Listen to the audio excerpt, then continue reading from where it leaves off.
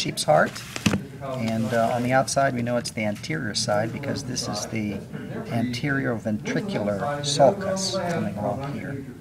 So we know that's going through there. We also know the other sulcus is the coronary sulcus, which goes around here. This is the coronary sulcus. Right here. This is fatty adipose tissue.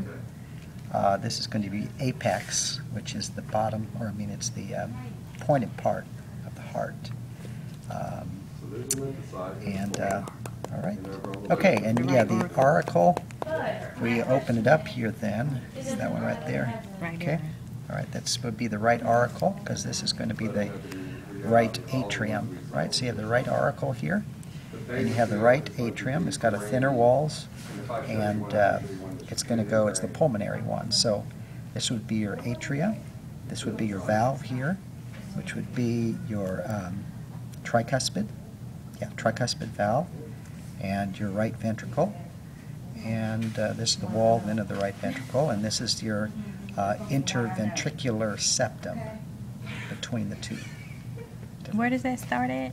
Just this piece of meat between the two ventricles. So this is your, where does it? This is your left ventricle, and this is your right ventricle here. And that's the interventricular. Yeah. Mm-hmm. Okay. All right. This probably, can we see this? Let's go over here then. Okay, here's your right atrium again, and your left, right, yeah. This is your right ventricle right here, okay? So your right ventricle then goes up into the pulmonary. If you go through there, that's going to be the pulmonary valve. And then it comes on up here and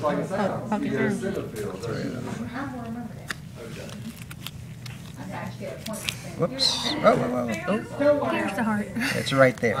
So anyway, it's this one right here. Okay. On this side is the bigger one, which is the aorta. It's right there. This is the pulmonary trunk. So you go in through the right ventricle, and that's the. That's going to be your pulmonary trunk. Pulmonary trunk, pulmonary valve, and pulmonary trunk. Okay.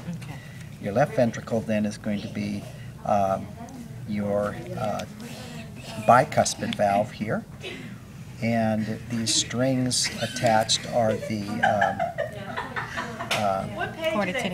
chordae tendineae. Okay, and then that's attached to the papillary muscles, which then here in the ventricle includes the what is it? The carnae. Trabeculae carnae. Trabeculae carnae. Okay, so that's these type of ridges underneath here. Okay, go up through there. You've got your aortic valve, and it goes on up to the ascending aorta. Put your pinky. Come out, yeah, right there. Ta-da! Right there. Okay, how do we know the right atrium from the left atrium? Where's the atriums? Your left atrium should have the bicuspid valve, which would have a longer chordae tendineae. Show us. It should be. You see how it's more visible compared to the right? It's going to have it long. It's going to look stringy. It's going to be connected to the. So this whole thing is atrium? Yeah. Yeah, you're going to have the atrium. And this is ventricle? Yeah, and the left one is always going to have the thicker wall compared to the right wall. So where's the right atrium? The right atrium should be right here. Well, technically this is. But it's cut.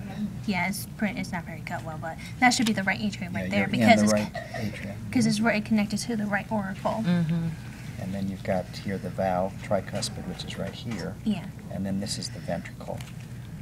Yeah, right ventricle, which is also here too. Oh, okay. And this will be the left atrium is where? Right here? Right this there. whole thing? Mm-hmm. And then right here, underneath the valve is the ventricle. That's correct. You see how the bicuspid valve has the longer chordae tendineae right here compared to the tricuspid valve where it has like one more valve, but as you can see the chordae tendineae is not that long. Okay, I think that's everything.